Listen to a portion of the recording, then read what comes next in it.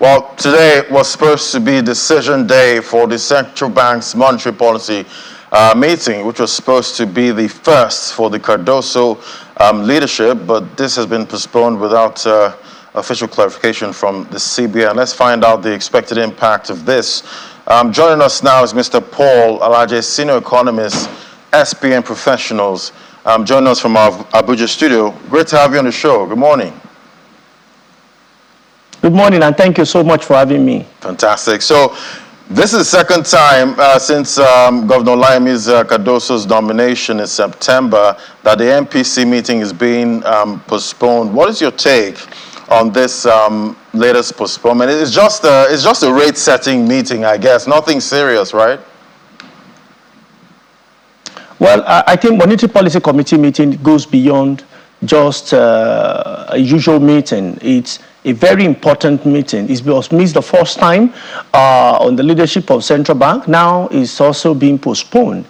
In case we forget, it's important for us to know why we have Monetary Policy Committee. The Central Bank have some mandate, 5 to be specific, part of which, 2 of which has to do with stability. That is their job to maintain the reserves of the nation, which will help for FX confidence and, most importantly, FX stability. Another one that is so very important is price stability. When you look at what is happening to inflation at 27.33%, the highest in recent history, it is the central bank that has that mandate to ensure we have stable inflation and stable exchange rate. As I talk to you today, exchange rate has refused to be stable and inflation is also galloping. If you have 27 as against the target of central bank, but between 6 to 9%. So why do we then need to have Monetary Policy Committee? It is the job of Monetary Policy Committee to ensure that in case where inflation is increasing, they use monetary policy tool, which includes monetary policy rate, liquidity ratio, and cash reserve requirement to control the behavior of inflation. They can also use necessary tools to help Nigeria exchange rate to become relatively stable. Because if you don't have this stability, confidence will disappear, and more importantly, productivity may be low. If you check what is reported from LCCI this morning, you see that LCCI is saying manufacturing sector is getting squeezed or is having challenges because of high inflation. Therefore, the role of that committee in providing guide for the progress of our nation and our economy cannot be overemphasized. It's not a good point that meeting is not holding again. Market would also respond to decision made by the Monetary Policy Committee. At best, what we can say is that we have allowed a free-for-all to happen without having that referee, that role that the central bank will perform to ensure that in cases where rates are going above board, we are able to control it. We also need to know what are banks charging today in terms of interest rate, because they benchmark it on whatever the rate the central bank will give, among other rates that affect what, of course, the banking sector is charging. So I don't think that not holding the meeting is good. I think it's not good. I think it may cause negative. And I think market may also need to react to that. Imagine the president has been going to different countries. I think he's currently in Germany. He has traveled to Saudi. He has gone to the UAE. He has gone to India. He's been traveling.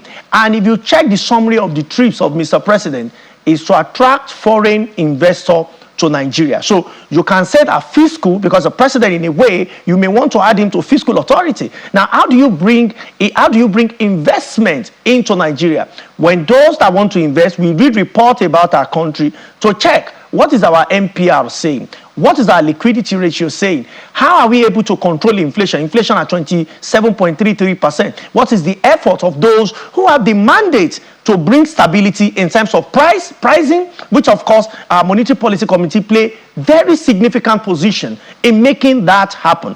Unfortunately, we have another golden chance, but rather than putting the ball in the net, like so many great players around the world, we decide to play an own goal.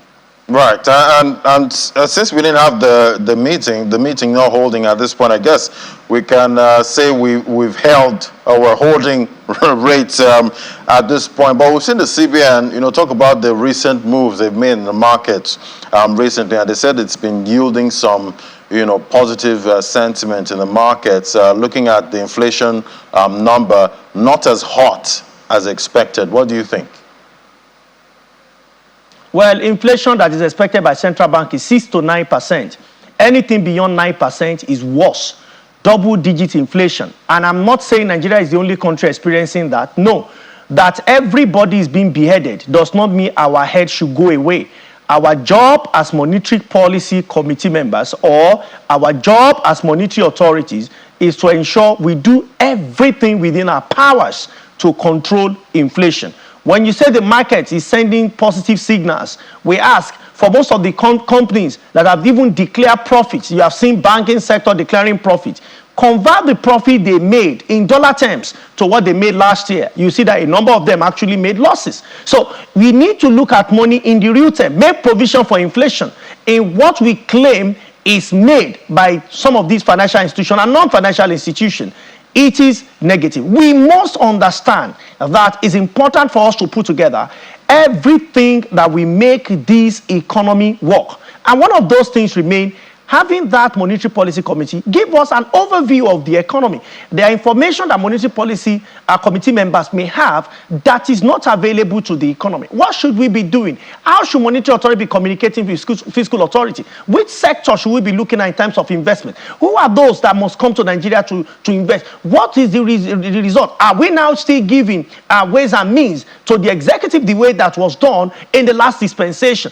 Do we have control? What is central bank doing this moment today? What kind of interest should we be expecting? What is the future expectation in terms of inflation? These are things that we are mute about, and when we close our mouth, perhaps we might be closing our destiny too. Right, but how do you see investors reacting to the recent postponement of this meeting? Do you see any short-term sharp reaction? The answer is simple. Have we been receiving investors into Nigeria as expected? Even the easiest one that we have had over the years, portfolio investment, have we been receiving them? Except and unless there are more vital information that we don't have, which of course I'm trying to play the devil's advocate here, central bank may have, then it's important for that communication to go to stakeholders, especially economic watchers, economists around the country, because there is a hot debate that is ongoing among economists and analysts of the economy in Nigeria today, whether these meetings are essential or not. But of course, I belong to those that state that this meeting is so important, and if we don't, the truth is that it will have tremendous negative impact on us, and it's already having on the market, it's already having on a potential investor in the country. So this meeting is essential, it's sacrosanct, and we must have it. If the committees to have this meeting, for instance, those that are supposed to be part of the central bank board, which of course have not been considered by Mr. President, it's important Mr. Cardoso send a memo to the President of the Republic, President Tinubu, to also explain the import of not having this board constituted. And especially those who are economists is what I'm hoping that will be members of MPC, those that were appointed by FEC, and also those that will be those that will be non-executive director in the central bank. Because what we need now is this economy to work. If it does not, confidence will disappear, and it only takes the short term after disappearance of confidence for performance, or more, put it differently, productivity of our nation to nosedive.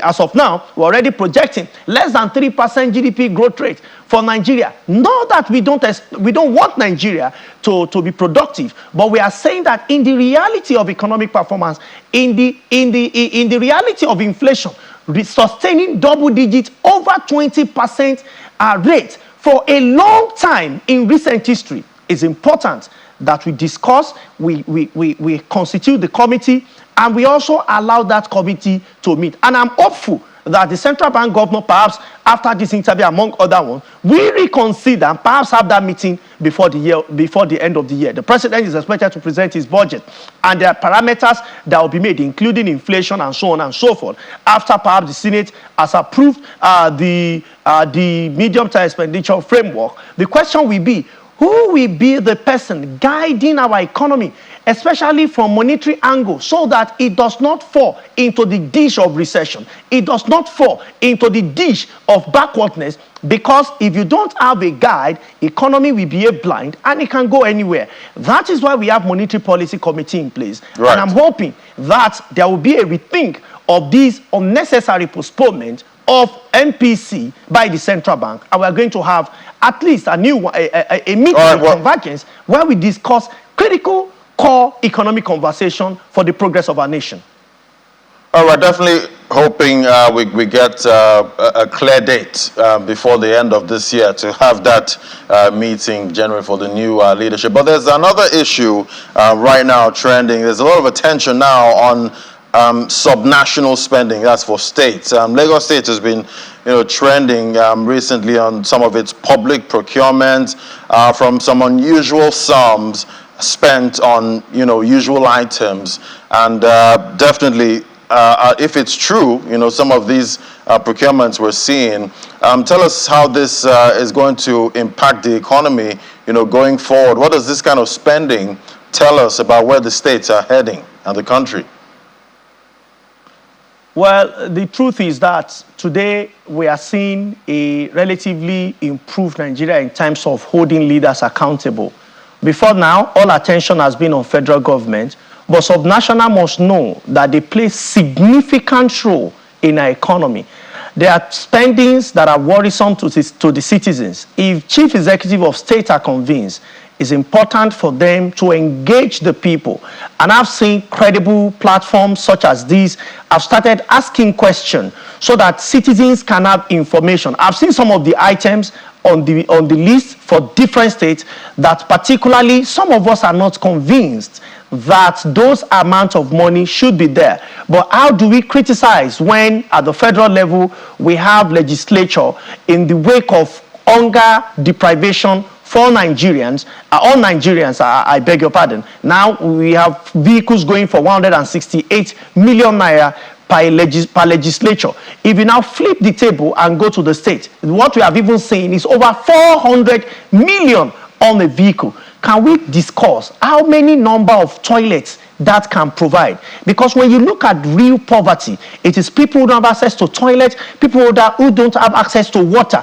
How many borehole can we dig with 400 million? And when you put some of these monies together, you see that perhaps the enemies of Nigeria is enemy within. If we can truly solve our problem by looking above just personal protection of our politicians and looking at how we will truly solve the problem of hunger, deprivation, and neglect among our people, then our country will be a safe place to be. Well, when people are hungry, they said, an hungry man is an angry man. And the only place he wants to work is the devil's workshop. In that workshop, there are no hoes and cutlass. There are machetes, there are weapons. So how do we take our people to be unemployed from devil's workshop and be employed in the proper sector? It lies in those who hold economic needs and who are the real decision makers to liberate our economy, to liberate our country, and to take our people from deprivation. There are some items that even the conscience of a man cannot accept in the reality of what we are going through today. I am hopeful that the state concerned, I don't want to mention their names are all over the front pages of newspaper yesterday, and some papers have even reported those today. And I know that some of these governors, there have been concerns like this in the past, and they call themselves to order, they review some of the activity, apologize to public, and rebalance their figures. I'm hopeful that that those governors will do the needful. And I must also appreciate that organization that brought this to the fore for Nigeria to see what is happening to the budget of subnational. It is not very common. What we have seen most of the time is that all attention is on federal government. Anytime we do that, we are carrying the load of Nigeria on a man who is standing on one leg. It's important subnational who take critical control of our economic resource. Understand that if there is poverty in Nigeria, they share in part of the blame. If there is hunger in the country, they share in part of the blame. If there is prosperity, they share in part of the praise. Therefore, for every 1 naira that goes to state, either through FAC or through internet generated revenue, it must be spent on where we can see further productivity, growth in our country, more employment, support for private sector, increasing other revenue, and expansion, of course, of the state and prosperity of Nigeria. But to want to spend it as personal aggrandizement and unexplainable expenditure, now that we are being told to tighten our belt, now that in a public broadcast, the president said he understands that we are going through pain. I want to believe the chief executive of state also understand the truth the president knows, that Nigerians are going through pain, and align with him in cutting some of the costs and also putting the money where it matters, because failure to do so will mean that an hungry man may truly get an employment in devil's workshop. I don't pray for that. I hope that the needful will be done in the coming period. Yeah, we definitely do not pray for that. And, we've had this long-standing debate, about Nigeria's problem right now. Some say it's a revenue problem. Some say it's a spending problem. With what we've seen so far, before I let you go, what do you think it is? Well, the real problem we have is priority problem. We need to prioritize. We cannot put those who cannot generate revenue or not convinced to generate revenue to office, and we expect we have the money. So we have problem on all sides. If you reduce it to revenue problem or spending problem, we have spending problem. There are more monies we cannot spend. Again, we also need to boost revenue at the same time. There is no error. There is no mistake. There is no wrong theory in economics that said you cannot reduce expenditure and improve revenue. In fact, there are 3 options: reduce expenditure, leave revenue; improve revenue, reduce expenditure; and the third one, increase revenue, reduce unnecessary expenditure. That is my own option. There are some expenditure that are not necessary, expenses that are not necessary. We need to reprioritize them and put them in key areas that will help to development of the state and federal government and our federation, I beg your pardon. And more importantly, there are revenues that could be made up to 20 or 30 trillion naira for federal government alone, and between 30 to 40 trillion naira to be shared among the 37 subnationals, including the FCT. Permit me to use FCT as a subnational. It is until we are able to tap into this money and spend them directly in the life of our people that the angel of economic miracle can smile on us as a nation. Other than that, we may still have some social vices because of economic resource scarcity that has bedeviled our people. So if you ask me again, I would say it's important for us to allow our people have access to these resources, reduce unnecessary expenditure, boost revenue, then we can take our country to the place that we truly want it to be. Other than that, we may still be wallowing in this poverty and economic quagmire that we're experiencing today. All right, well said. Cut out unnecessary expenditure. Thank you so much for coming on, Mr. Paul Alaje, Senior Economist, SPM Professionals. Thank you. Thank you so much for having me. We'll take a break now. When we come back, commodities market update is next. Do stay with us.